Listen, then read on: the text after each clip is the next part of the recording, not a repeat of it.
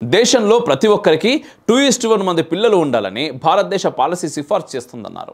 ఇది దేశ సగటు. ఈ లెక్క ప్రకారం చూస్తే ఇద్దరి కంటే ఎక్కువ అంటే దేశంలోని ప్రతి పౌరుడికి 3 పిల్లలు ఉండాలంటూ మోహన్ భగవత్ వివరణ ఇచ్చిండు. దేశాన్ని దృష్టిలో ఉంచుకొని ఈ విషయం చెబుతున్నానని అన్నారు. దేశంలో జనాభా సరిపడినంత ఉండాలి, అలాగే నియంత్రణలో ఉండాలన్నారు. ఈ లెక్కన 3 పిల్లలు ఉండాలి, 3 కంటే ఎక్కువ ఉండకూడదు.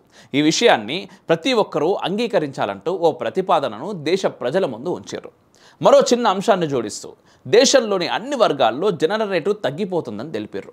హిందువులకు ఇదివరకే ఇది చాలా తక్కువగా ఉందని గుర్తు చేశారు. ఇప్పుడు మరింతగా తగ్గిందనే ప్రమాద సూచికని చెప్పారు. అయితే ఇతర వర్గాల్లో జనన రేటు అంతగా తగ్గలేదు, ఇప్పుడు వారిలో కూడా తగ్గుతుందని తన సమభావనను చాటుకున్నారు.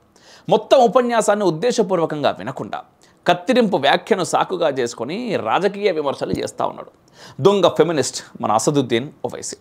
మరికొన్ని పత్రికలు మాధ్యమాలైతే మోహన్ భగవత్ వ్యాఖ్యలను పూర్తిగా వక్రీకరించినాయి. ఆర్ఎస్ఎస్ చీఫ్ అన్నది ఏంటంటే ప్రతి భారత జంటకు 3 సంతానం ఉండటం మంచిదన్నారు. కానీ పత్రికలు మాత్రం హిందువులు 3 పిల్లల్ని కనాలని మోహన్ భగవత్ అన్నారంటూ అసత్య కథనాలు ప్రచురిస్తూ ఉన్నారు, ప్రసారం కూడా చేసినాయి. నిజానికి ఆర్ఎస్ఎస్ చీఫ్ చాలా ప్రజాస్వామికంగా హుందాగా అన్ని వర్గాల్లోనూ జనాభా నిష్పత్తి తగ్గుతుంది, కానీ చాలా నివేదికలు భారతదేశం సహా ప్రపంచవ్యాప్తంగా ముస్లిం జనాభా వేగంగా పెరుగుతోందని, హిందువుల జనాభా నిష్పత్తి తగ్గుతోందని అనేక పరిశోధనల్లో కూడా వెల్లడించినాయి.